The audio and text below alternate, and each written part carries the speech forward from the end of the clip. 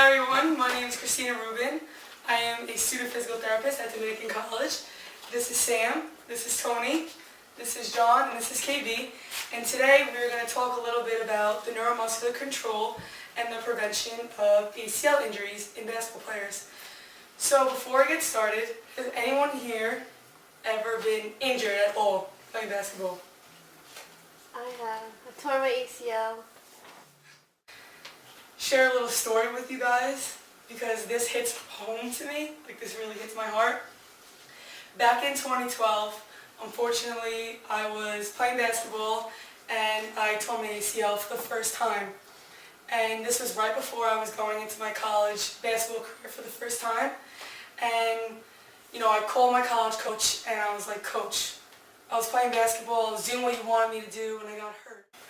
Welcome guys, thank you for taking the time. A few things I want to describe is some things we can control and some things we can't control.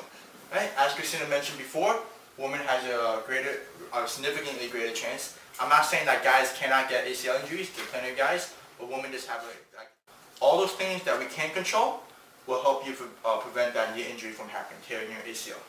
Okay? One thing I want to go into next is actually describe to you where is the ACL. We all know vaguely that the ACL somewhere is in our knee, right? So how I like to describe the ACL is think of it as my leg bones, my two leg bones, a small little string right here, right?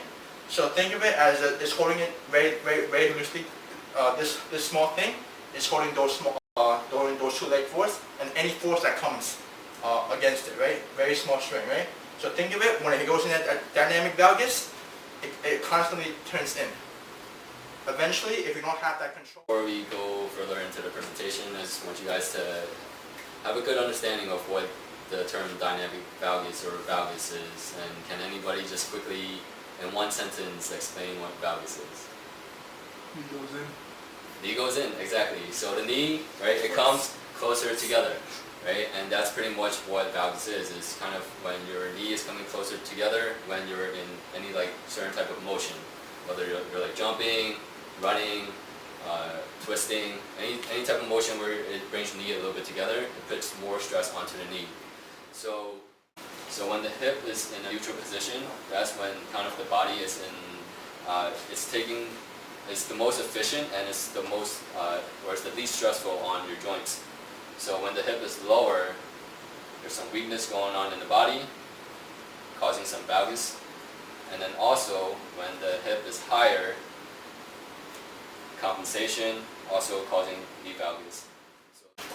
So the way I'm going to explain neuromuscular control, which is basically the title of this presentation, is going to be using the analogy of a car. So as we were saying earlier, you might go into the gym, you might strengthen your hips, you might have the most strength in the world. It's analogous to having like the strongest car in the world, right? You have like a Bugatti, right? It's a very powerful car. You get a Ferrari, it's very powerful, you know, great horsepower in comparison to your hip strength, right? But if you don't know how to control it and you've never actually worked on controlling it, you're going to crash the car, no matter how great the car is. So caving in. So Christina, what we're going to do is use 2 points right here, these two hip bones. You're going to bring them together back about 1 millimeter. And what that's going to do is going to activate the deep muscles of the hip. It's going to help. So the deep muscles are the ones all the way inside the hip joint, which are going to help prevent that knee valgus. So you're going to maintain that cue, you're going to do the same thing.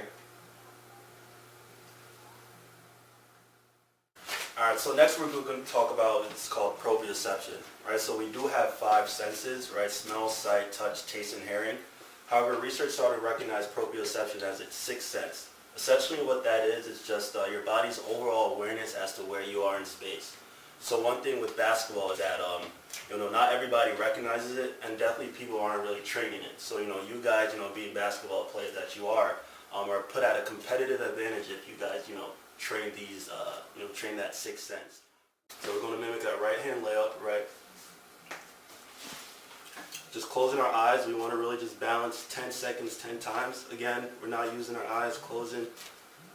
Again, because you don't want to cheat the drill, right? You cheat the drill, you cheat yourself, and then you cheat your team as well. So Thanks for coming. Also, thanks Sam, SPT in the building. Class. We actually do have one more thing. This is just a quick survey to see if we ask a few questions.